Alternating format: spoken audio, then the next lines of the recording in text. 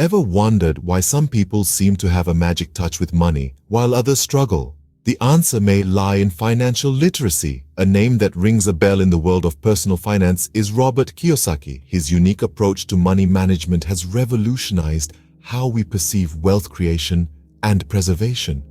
A Hawaiian native, Kiyosaki's journey from a struggling entrepreneur to a financial guru is a testament to his principles. His books, starting with the groundbreaking Rich Dad, Poor Dad, followed by Cashflow Quadrant, Rich Dad's Guide to Investing, and Retire Young, Retire Rich, have become mandatory reading for those seeking financial independence. These books, published in a span of 7 years, have collectively sold millions of copies worldwide and have been translated into dozens of languages, reflecting their universal appeal. In this video, we bring to you the wisdom embedded in Robert Kiyosaki's books. The journey begins with Rich Dad, Poor Dad, where Kiyosaki invites us to rethink our notions of wealth. In the pages of this influential book, we are introduced to two contrasting perspectives on wealth. Through his own father, a highly educated man yet financially struggling, the poor dad, and the father of his best friend, a man who left school early but became one of the richest men in Hawaii, the rich dad, Kiyosaki presents a striking comparison. One of the pivotal insights from Rich Dad, Poor Dad is understanding the difference between assets and liabilities. Kiyosaki simplifies this concept. An asset is something that puts money in your pocket. A liability is something that takes money out of your pocket. Yet many of us are caught in the trap of mistaking liabilities for assets, such as buying a house or a car on loan, which only increases our debt. Kiyosaki emphasizes the importance of financial education. He argues that without financial literacy, we are like hamsters on a wheel, working hard but not really getting anywhere. We need to understand the game of money to learn how to make it, keep it, and multiply it. He also introduces the concept of making money work for you. The rich, he explains, don't work for money. They have money work for them. They invest in income-generating assets such as real estate, stocks, bonds, and small businesses. This is what creates a continuous cash flow, leading to financial freedom. The power of this book lies in its simplicity. Kiyosaki's lessons are not about complex investment strategies, but about fundamental shifts in the way we think about money and wealth. He urges us to move beyond the conventional wisdom of getting a good education, securing a stable job, and saving for retirement. Instead, he pushes us to become financially educated and to build a robust portfolio of income-generating assets. As Kiyosaki states, the rich buy assets, the poor only have expenses, the middle class buy liabilities they think are assets. It's time we reassessed our financial habits and started on the path to true wealth. In Cashflow Quadrant, Kiyosaki expands on the paths to financial independence. This concept is represented as a square divided into 4 quadrants, each signifying a different way to wealth. First, we have the E quadrant, standing for employee. Those who fall under this category earn their income by working a job and receiving a paycheck. They trade their time for money. While this path provides security, it limits the potential for wealth creation as there's only so much time one can work in a day. Next, we have the S quadrant, the self-employed. These individuals own their job. They are their own boss. However, just like the employee, the self-employed are also trading time for money. They might enjoy more freedom, but their earning potential is still restrained by the hours they can work. Now, let's move to the right side of the quadrant, where we find the B for business owner. Here, people own a system that works for them. They leverage the time and skills of others to generate income. This is where the potential for wealth creation begins to expand significantly. Lastly, we have the I quadrant, the investor. This is the realm of those who have money work for them. Their income is derived from investments such as stocks, real estate, or businesses.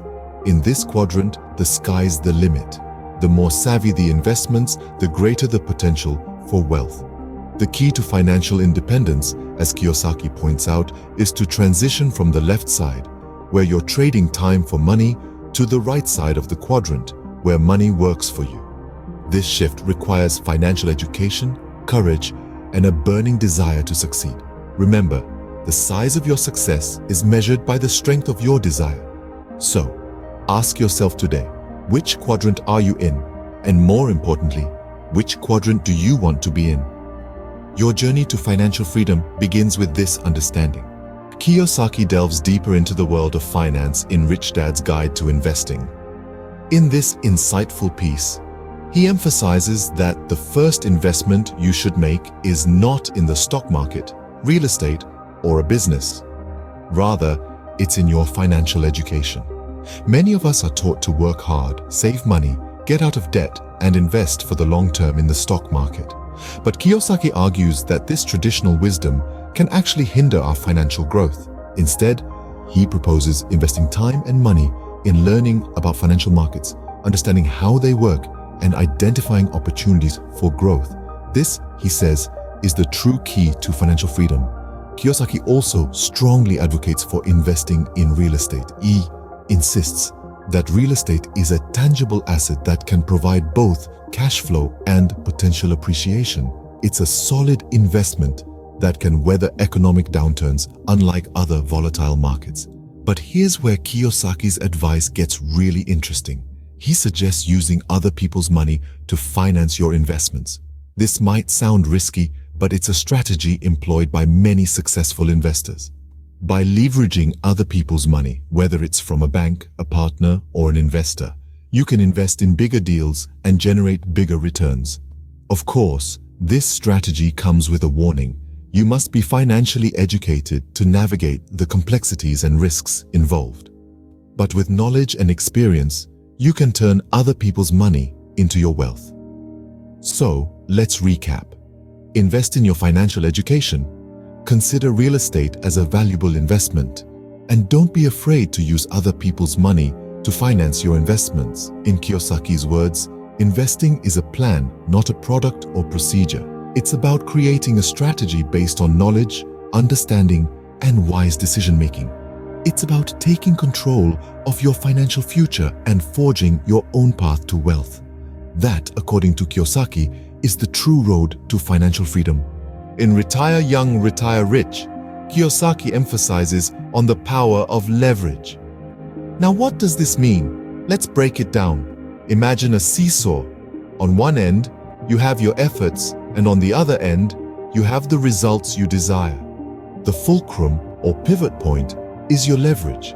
The closer it is to your efforts, the less effort you need to achieve the desired results. That's the concept of leverage. Leverage is a powerful tool that can amplify your financial results. It's about using resources that you don't own to create wealth. These resources could be anything: other people's time, other people's money, or even other people's experiences and skills. Utilizing these allows you to accomplish more than you could on your own. However, leveraging comes with its risks. You wouldn't want the seesaw to topple over, would you? That's where financial intelligence comes into play. Financial intelligence is about understanding and managing these risks. It's about knowing when to leverage, how much to leverage, and most importantly, how to protect yourself if things don't go as planned. Kiyosaki stresses this point. He says that the rich are rich because they understand and manage these risks. They leverage wisely. They know how to use other people's money to make more money for themselves. They understand that the cost of borrowing money can be less than the profits they can make with it. But remember, this isn't a get-rich-quick scheme. It's a long-term strategy. It requires patience, knowledge, and a lot of practice. It's not just about making money. It's about creating lasting wealth. So, how can you start leveraging? Start by increasing your financial intelligence. Educate yourself about money, investing, and risk management. Learn from those who have successfully leveraged. Practice with small sums before moving on to larger amounts. And remember, if you're willing to learn, to take calculated risks, and to work smart instead of hard, it can be a powerful ally in your journey to financial freedom. To quote Kiyosaki, financial leverage is the advantage the rich have over the poor and middle class. In exploring Kiyosaki's books, we've journeyed through a world of financial wisdom. We've delved into the depths of Rich Dad, Poor Dad, understanding the real meaning of wealth and the importance of financial education. We've navigated the cash flow quadrant, learning about the 4 ways to wealth and the significance of smart investing. We've explained the path laid out in Rich Dad's Guide to Investing, gaining insights into the road to financial freedom and the power of informed decision-making. We've felt the energy of Retire Young, Retire Rich, harnessing the power of leverage and the potential it holds for our financial futures. These books provide a treasure trove of insights, but there are recurring themes, like the importance of financial education, smart investing, and leverage that underpin Kiyosaki's teachings. These are the tools to take control of your financial future. As Robert Kiyosaki has taught us, don't work for money, make it work for you. For more such insightful videos, please like, share, and subscribe to PageSnap Summaries.